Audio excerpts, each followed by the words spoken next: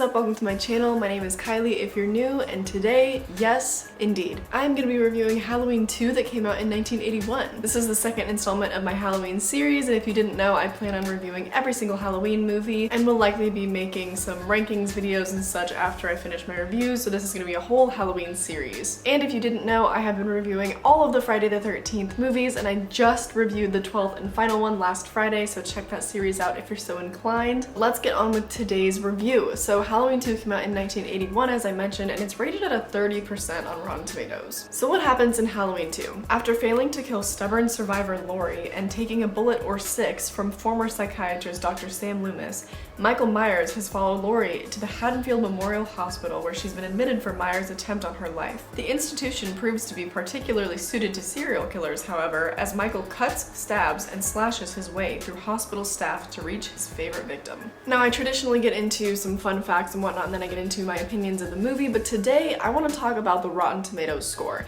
because this movie received a score of 30%. Its predecessor, the first Halloween movie, received a 96%, albeit it's a little bit high for what that movie was, but a 96%. And then this movie only received a 30%. I'm confused, because I really liked this film. Halloween 2, you brought it. I did like it. Was it as good as the first one? No, I don't think so, but it did pick up on the night of Halloween right where we left off. That being said, the plot wasn't all too different. The characters were all pretty consistent. It was basically just a continuation of the first movie, and so the fact that they're relatively similar movies, I just don't understand how the first one got rated at a 96 and the second one got rated at a 30.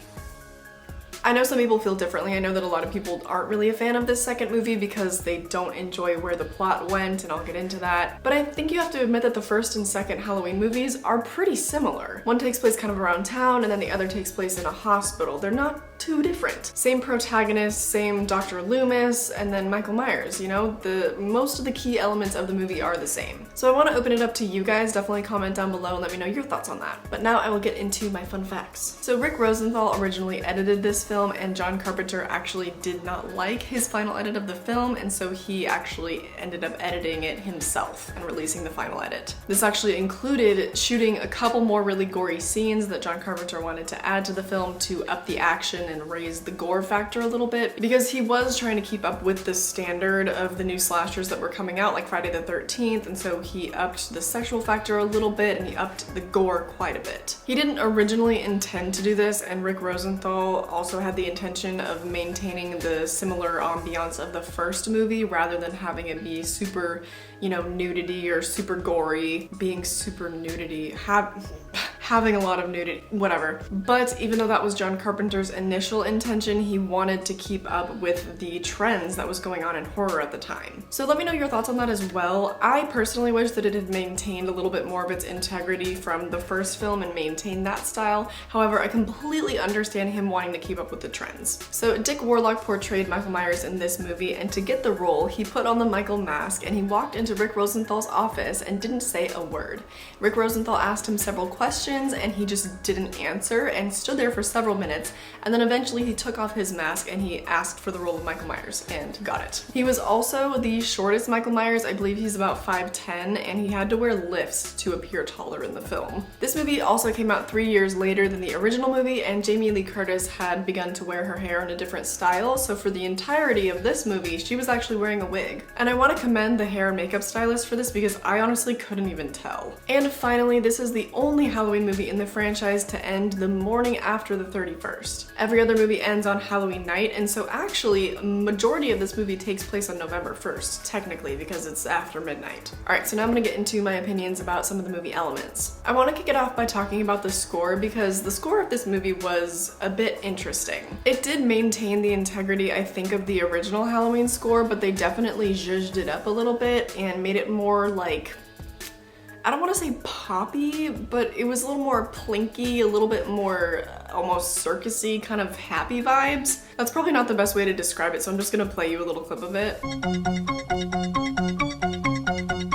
So I think it's kind of fun. It's a little bit more of a quirky version of the original score. I didn't love it, but I did enjoy it. You know, I like that they changed it up a little bit. I think that the cinematography in this movie was almost just as good as it was in the original movie. Most of the shots had a great deal of depth, and so you were constantly worried, like, is Michael gonna pop up somewhere around here? Because traditionally he does pop up in the background of the shots. He's never really in the foreground when he makes his appearance. He's always kind of looming. And so I love the way that the cinematography kind of told that story. For example, there's the couple that he murders that are in their house, and the man is just sitting and watching TV, and he's in the foreground obviously, and then his wife is back in the kitchen, and then there's even more distance behind her, and then Michael kind of comes in through that door and he's like way in the back. So I love that. I love the way that they portray Michael because he's always just this looming figure. Another horror element that I want to talk about is the jump scares, because even though this came out in 1981 and I'm pretty desensitized to like classic horror, a lot of the jump scares actually really affected me. Okay, so I talked about Michael in my first video a little bit, and I want to talk about him again because I feel like he gets a little bit more interesting in this movie. By the way, spoilers ahead, but this movie is like 40 years old, so this takes place obviously right after the first Halloween movie, and in the end of that movie, Michael got shot like 6 times. In this movie, he's certainly not walking around as if he's been shot 6 times. He looks perfectly fine. And then several times in the movie, he gets shot, but then he's fine. So it's quite different from the first movie, where in this one, you literally see him up and walking around and totally fine after being shot. That was something that didn't happen in the first movie. He simply just disappeared. So now you're really wondering, is this guy just human? Because it's pretty evident that he's not, right? But he is. There's still nothing besides his indestructibility that suggests he's anything else but human. And I guess we have to talk about it, but he's apparently Laurie's brother, which would indeed make him human. And he was also a little boy in the first movie, clearly a human. So I don't know, and I want to get into that, but there's not a whole lot that I can talk about because I haven't seen most of the sequels yet, but let's briefly discuss. I really don't know if that was the intention in the first movie. I mean, obviously you see that Michael stalks Laurie and he stalks the little boy that she babysits, but nothing about the prologue of that movie where he murders his other sister would suggest that he had another adopted sister. So parts of it make sense and nodded to the fact that he was her brother, and parts of it definitely did not. I'm really wondering if that was the initial intention. I couldn't actually find anything about that online, so maybe one of you guys know something about that. But I wasn't a super big fan of it, and it's definitely an inconsistency when you take into consideration the 2018 sequel, in which he's clearly not her brother and he just ends up at her house incidentally, because he's killing literally anybody that comes across his path, and he just happens to end up at her house, you know? And she's never like, oh, my brother is coming for me. So I think it makes sense why he would be stalking her in the first movie, coming after her in the first movie, and then pursuing her even further in the second movie. But I don't really feel like it's necessary for him to have a familial attachment to her, to be this obsessed with her and want to stalk and kill her. Which I don't even think is the case, because like Dr. Loomis said, he'd been studying for 15 years and he had zero rhyme or reason. And I know that they said that they finally opened up this old file that said that Laurie was his sister and whatever, but if he'd been studying him for 15 years, wouldn't he draw some sort of conclusion like that if he was coming after Laurie? I don't know.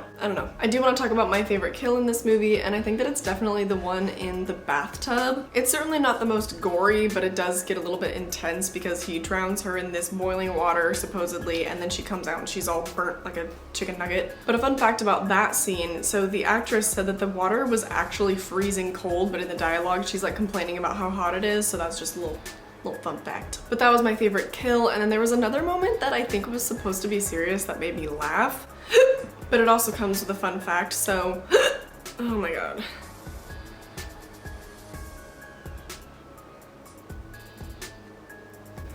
Oh, okay. Oh my god.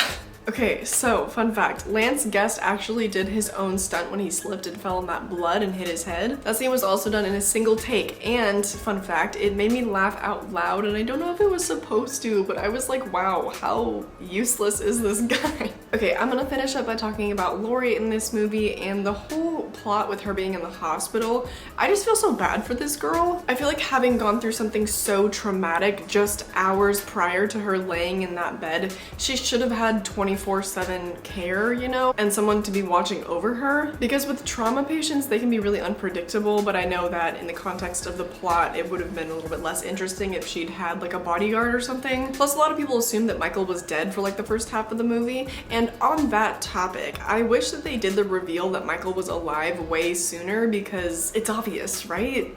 So they ran into and killed a teenager and then he burst into flames.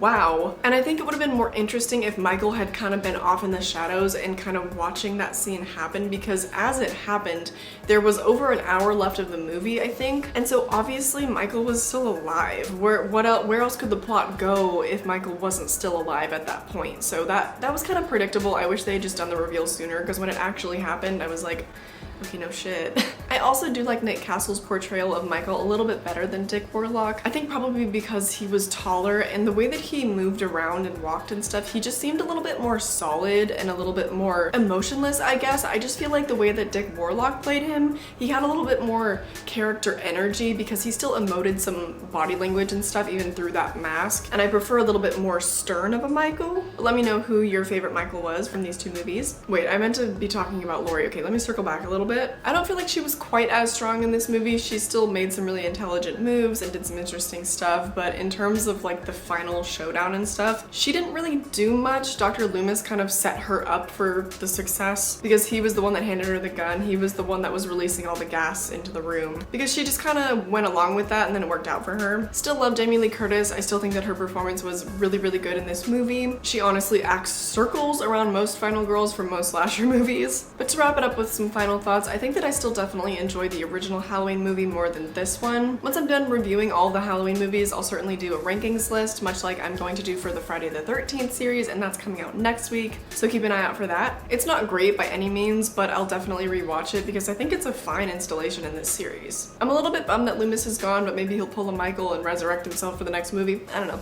As always, let me know your opinions down below. I love to read your comments. I want to shout out a comment that I got on my last Halloween video from Jennifer Vega. She said that she is probably going to be doing a Halloween series very soon, and you guys should definitely check out her channel. I really like watching her videos. But that's all I've got for today. Definitely subscribe if you enjoyed this video and stay up to date on all my Halloween videos, and check out my Friday the 13th series as well. I post every Monday, Wednesday, and Friday at 5 p.m, but if you hit the notification bell, you'll be notified every single time that I post. I also have a vlog channel, and recently I did a video with my boyfriend and we talked about our top 5 childhood theme songs, and that video was a lot of fun. It was pretty chaotic. So 3 videos a week on this channel, 1 video a week on that channel. That's a lot of content, baby. I hope that you check it out. I hope that you enjoyed this video, and that I catch you in the next one. Bye!